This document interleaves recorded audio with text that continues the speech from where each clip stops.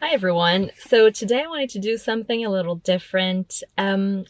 Basically I just turned 30 years old. Yes, the big 30, and it's been a real roller coaster of emotions. I went through a lot of um different thought processes and different reflections about my life and where I'm today, and yeah, a lot of all the things you go through when you go through a milestone. And I just wanted to share a little bit with you. I made a list of 30 things that I've learned in 30 years of life, and I'll link you in the description box to the article that I posted on my website. But I wanted to make a video of 10 of these things, so I don't want the video to be too long. And even when I was compiling the list of 30 things, it seemed like it took forever. So I just don't want to bore you, but at the same time, hopefully this does inspire someone that is on the verge of turning 18 or 21 and on the verge of starting their adulthood.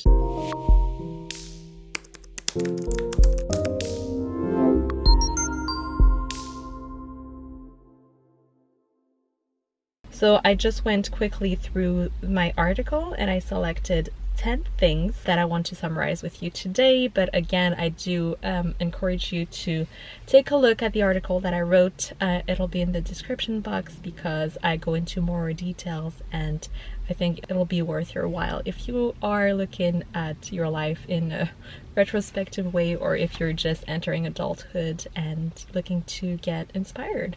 So without further ado, the first thing I learned in 30 years of life is time is the most valuable resource that you'll ever have. When you talk to people, when you hear conversations, when you see people living their life, you realize that a lot of people are just striving to make more money, and they're really impacting their health, they're really impacting their family life, they're really impacting a lot of different aspects of their life just to make that extra cash. And it's completely legit. I mean, I'm not even myself in a place where I can say that I'm not striving for more financially, because let's face it, money does guarantee some kind of freedom and does guarantee some kind of liberty to do whatever you want, and everyone does want to get there.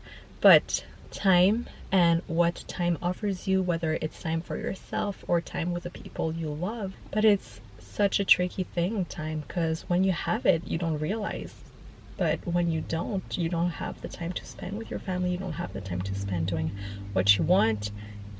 It's just gone. And not even talking about health issues. Once you have a real impactful and debilitating health issue, now you realize suddenly that the way you had it before as a healthy, young, and thriving, energetic person, it goes by so fast, and in the blink of an eye it'll be gone. So time is the most valuable resources. Always keep that in mind. Secondly, you are not as important or not as irrelevant as you think you are. So this is a humbling down lesson, and it's on both extremes of the spectrum. Whether you're someone that really is self-conscious about yourself, I really overthink things and think that people observe you in such a way that they judge you, that they always have something to say. Or if you're someone that is on the other end of the spectrum, that thinks that everything revolves around them, that nothing should be happening without them, not that you're narcissistic, but that you see yourself as the center of the world, well, guess what? The world is going to continue once you yourself ends. And that is a perfect way of thinking about it. But some people have that reflection and feel paralyzed by it, but I get a real sense of relief, because it helps me to realize that yes, I need to do the best that I want to do in this life. I'm not saying that you won't have an influence. All of us have a circle of influence, and what you do, what you say, how you act, people are going to see it, and that is going to impact your circle of friends, your circle of co-workers, and if you have a larger even circle of people that follow you, or an audience via a specific platform, etc. So you do have an influence, but you're not the end all be all subject of life, and that's okay. So for me, it's a relief to hear that kind of news because it removes some of the stress on my shoulder, and it just helps me realize that yes, you want to strive for something for the better.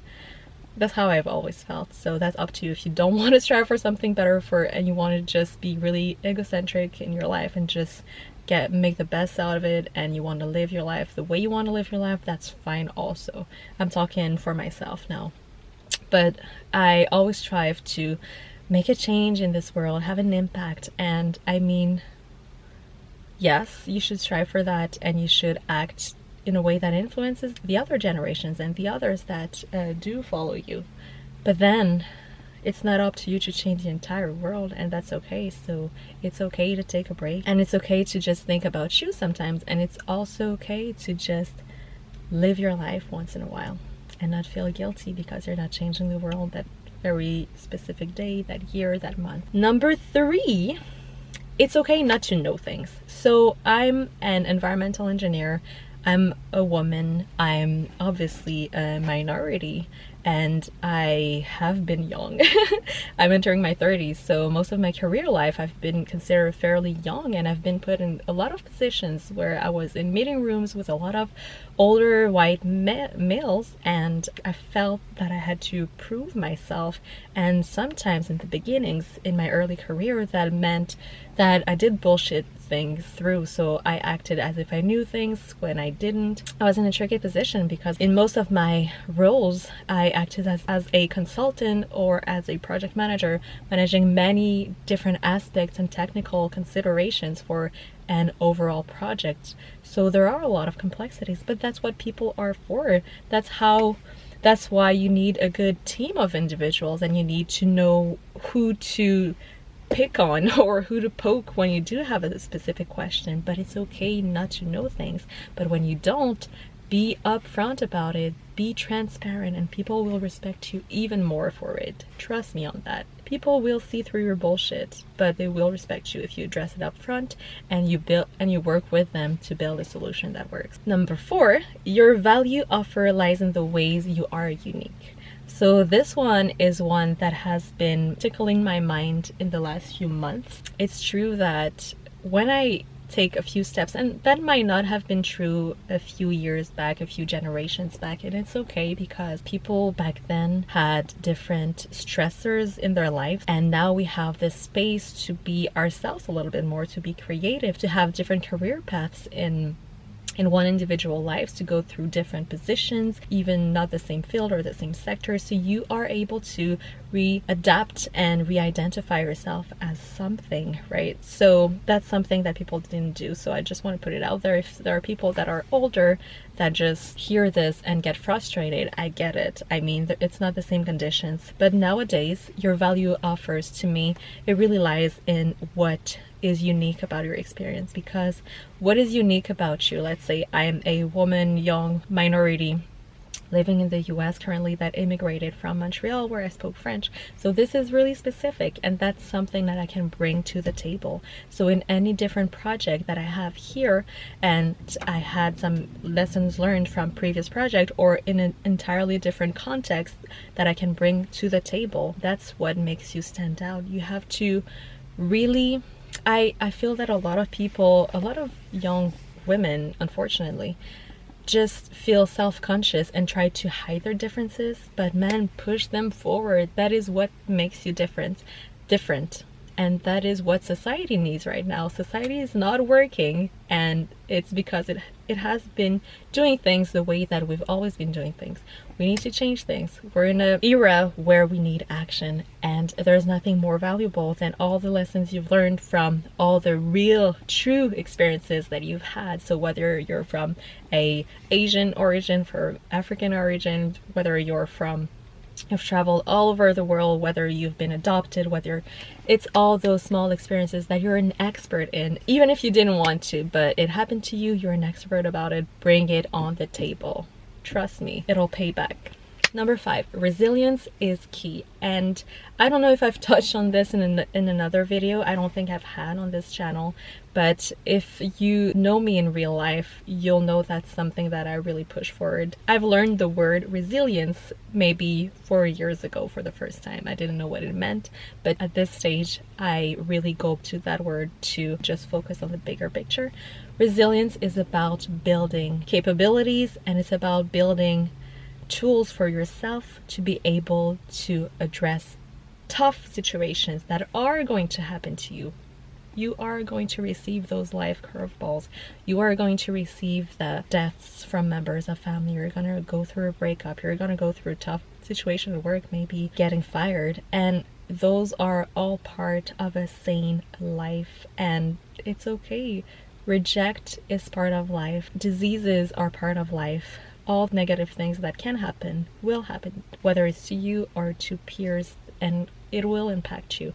So if you can build resilience up front, and I'm talking about mental resilience, build a thick skin, build a tough way of coping with difficulties, coping mechanisms, thought process. If you have to go through a therapy session or a few, it might help. Just speaking preemptively to a professional, I'm sure it would help a lot of people out there. It helped me. So mental, financial also is really important. Unfortunately, our lives cost money. You need money to go through life, and that's how our society works. Whether you are against it, you don't like how the system works, well, that's how it works at this point. Yes, we can thrive and make actions to change it a little bit, but it's how it works, and that's the card that we have today. So you have to have money. Yeah, you have to have a reserve basically of money, just in case something does happen. You go through a breakup, you have to have financial resilience. You have to be able to take care of yourself. Whether it's just, I don't want to dive into that because that's a whole other deep topic, but people that go through, that live in toxic relationships, if they stay there just because they're restrained by the financial situation because they're not working and their partner is working, that's a real tough situation to be put in. Don't put yourself in that situation. Always be accountable for yourself and be able to afford your life. That's one of the number one advice I could give anyone, because life does cost money, fortunately or unfortunately, but that's how it is, and you need money to go through it. So might as well be there for you and save and build that wealth, because you're gonna need it. The last key of resilience is your physical resilience, because your body is your tool and you're gonna need it, and you're gonna take it with you everywhere you go until you don't. So take care of your body, do exercise, do stretch, do all those physical things that will help you. Ideally, you find something that you do like to do, but sometimes you have to go through the process of just exercising even if you don't feel like it. I have been struggling my whole life to exercise, but now, maybe about a year or so, I've came to the realization that yes, it really does impact my stress level. Exercise really helped me coping with things, so I really do appreciate it now, and I do it preemptively to feel better. And also it helps your physique, it helps you with your energy levels, it helps you with a lot of things, and I'm not teaching you that, I know you know it, just implement it. All right, number 6, I believe. Whatever you choose to be a good one. So that's also a tricky one. Whatever you choose to be in life, in your career, I'm talking about here, be a good one. So I used to believe the narrative that we've been just shoved in our mouth since we were young, that if you want a good job, if you want an actual career, you have to go through college and you have to get a degree, and then you get your internship, you get hired through that internship, and then you get experience, you move through the ladder, blah blah blah. That's not how it works today. You can be a millionaire, a billionaire, and not have a college degree. So one does not guarantee the other. Yes, some securities do come with some degrees in college. Some other degrees don't come with security at all. Some people just get degrees because they're passionate, and that's okay. What I'm saying is, everything you choose to be do it intentionally. That's the main point. You need to be educated about your actions and intentional about your actions. Once you choose it, well, go 100% and don't settle. Don't settle for things and just pursue it. And of course, be realistic. I'm a scientist. I always go with statistics, probabilities, so I can't emphasize more the fact that you do have to make your research. You do have to take a situation and be realistic about it. Yes, if you choose the arts, well, probably it'll be hard to make money at the very beginnings, and you're going to be in a domain where you compete with a lot of other talented people. So it's going to be hard. It's going to feel harsh on your mental. It's going to feel harsh on a lot of things, maybe for a long time. And maybe you're okay just living by and just making it month by month because you're thriving and you love the people you meet through that career. You love the projects you're working on. That's fine. You just have to understand what it comes with. You have to understand the realistic expectations that you can have, and then make it work for you. And work. As Rihanna said. Okay, so number 7. It's not about where you live, it's about who you are. So I moved from Montreal, which is an amazing progressive city, 4 years ago, to some place, I don't want to disclose where I am, but suburban place in the northeast of the US. And it's been really different, not just because the language is different, but also because some of the mentalities that cross my paths now are really religious, are really traditional, are really those cliches that you see in American movies. It's a thing, and it's not because I'm staying on the surface. I've learned to love and appreciate a lot of people here, but they do come with that background because that's how they've been raised and they came with a context, right? So we all understand that. But basically what I'm saying here, I've learned to love how each individual comes with his or her story, and all these stories, it's not about where the place. It's really about what the experience you've experienced, and how you've processed it and how it impacted your life and the person you are now. I love to see people with not an attitude, but I love to see people that are assertive. I love to hear and observe and admire people that really know who they are because they went through that shit, whether it was in Boston, whether it was in France, whether it was in Africa, all of the above. I mean, I really like people that have had experience, that went through not necessarily bad things, but they had experience. They acted intentionally in their life. And it's not about where we are today, because wherever you're going to be in 2020 and plus years, you're going to have people from all over the world with all their backgrounds, multicultural, and even if it's a domestic background, if it's someone that hasn't traveled at all and have stayed in this small city their entire life, they do also have something to say. And just understanding who you are, and don't be afraid to be to be living in a space where you're not completely satisfied of the neighborhood and the community, because you've experienced better. You can be yourself and you can bring something to that community, and that's how communities get better. Maybe I didn't verbalize it that well, but go to the description box and read the article to learn more. So that's a big one for me. Travel. That's number 7. Traveling to me is key, and maybe it is linked a little bit to the one we just went through.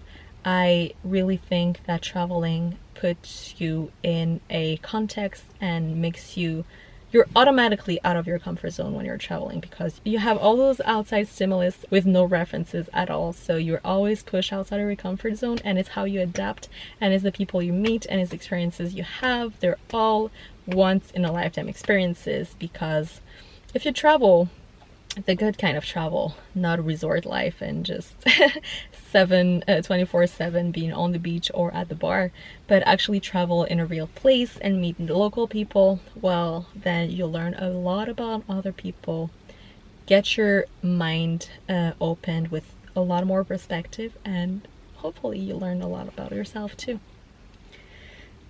Hey, almost. Adjust your message to your audience and have conversations, not interventions. So this one is one that I'm still learning every single day, because I have a really hard time not to push my agenda on people, especially when I talk about sustainability, some environmental work that I'm really passionate about, obviously, or some environmental concerns, or when I see habits that I want to change in people. And I'm not a saint here. Please don't see all the things that I'm saying as I'm the good person and they're the bad people. People come with their context. It's not a matter of being in the wrong or in the right. It's a way of understanding what their concerns are and finding a solution together to make them, either, if you want to change a habit, make them understand why this habit is beneficial, or if you are confronted by a confronting idea, well, listen to them and understand where it comes from, because there's a reason for everything, and also they are gonna have something to teach you, whether you like it or not. So when you don't know, realize that you don't know, listen with the intent of understanding, and then reply. And again, I'm really working on that particular aspect myself, because it's confronting to me. And in the last 4 years, I've been confronted with a lot of different ideologies that I wasn't used to be confronted in Montreal, let's say. So it's been really challenging, but I try to stay open to the discussion. I always stay open to the person. I'm really empathetic, so I really understand that people can have their opinions that are based in context and all that. Just adapt your speech and how you talk and how you want to approach a situation to the person you're approaching, or to the audience you're approaching. Don't do it the other way. Don't push and shove your agenda down their throat because they won't accept it. Don't have interventions, have conversations. And the last one, but not the least, is that you are the only designer of your life.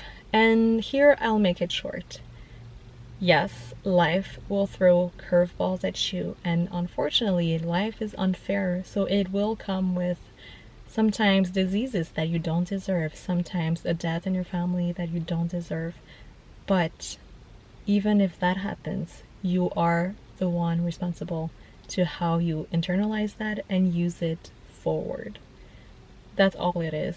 Life is a bitch, and you'll go through shit, and the thing is, you only have one. So do you want to sit down or lay down and slowly die, or do you want to take advantage of the time that you do have here and make it worth the while? Because we're all gonna die at the end of the day. And yeah, I'll tease you a little bit. And one of the last items that I had was about death, and I think you should check it on in the description box. And you should click it and you should go through all the 30 lessons. But I'm gonna leave it at that here. You are the only designer of your life, because what you choose to do, the actions that you choose to do, are gonna have an impact. And I'm really sorry if you were dealt imperfect cards. We all were dealt imperfect cards, but some cards are even worse than others. And unfortunately, again, life is unfair. You can't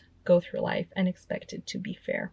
You can't, because if you do, you'll be disappointed and you'll experience frustrations over frustrations, and that's just not the way to go about it. Just accept the cards you've been dealt, deal with the new sucky cards that you are being dealt throughout, and just go forward with a positive attitude. So on that note, I think we've done a long video again, so I'll let you on that note. I really do hope that you check out the link below and read the article, but let me know what you think, and let me know how old you are and how you're going through life and through the different struggles that we all experience. But this was a little different. It was not about sustainability, but I truly do hope that one person finds this video and that it does inspire them or tickle their mind a little bit. All right, on that note, have a great day.